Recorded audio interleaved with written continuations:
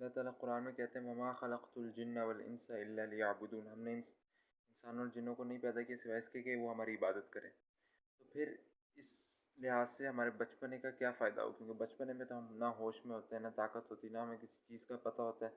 اور نہ ہم اس طرح اللہ تعالیٰ کی یعنی ہوش کی حالت میں عبادت کر رہے ہوتے ہیں۔ تو پھر بچپنے کا کیا فائدہ؟ اللہ تعالیٰ نے ہمیں ڈائریکٹ جوان کیوں نہیں بنا دیا، ڈائریکٹ ہمیں اس طرح عقل اور ہوش کیوں نہیں دیا؟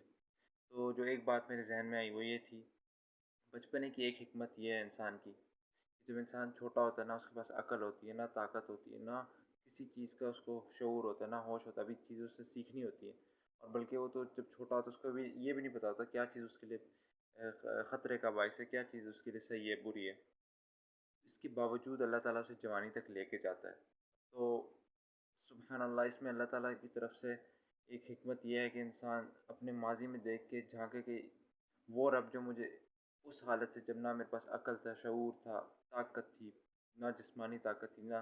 ذہنی طاقت تھی، نہ کوئی چیز میرے پاس تھی، مجھے لوگوں کا سہارا چاہیے تھا، اس خدا نے مجھے اس بچپنے سے لے کر آج تک پالا پوسا، مجھے میرے بغیر پوچھے مجھے بڑا کیا، میری پرورش کی۔ تو پھر آج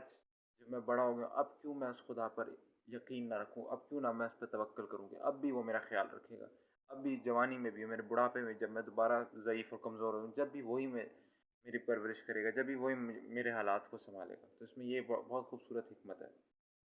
اور اسی طرح کی آیات قرآن میں اللہ سبحانہ وتعالیٰ نے رسول اللہ صلی اللہ علیہ وسلم سے کہی تھی، علم یجدک یتیما فآویٰ ووجدک ضالا فہدیٰ ووجدک عائلا فاغنیٰ، کہ ہم نے تجھے یتیم پا کر تجھے ٹھکانہ نہ دیا، ووجدک ضالا فہدیٰ، تجھے نا واقف راہ پا کر تجھے ہدایت نہ دی، ووجدک عائلا فاغنیٰ، تجھے نادار پا کر مالدار نہ بنایا۔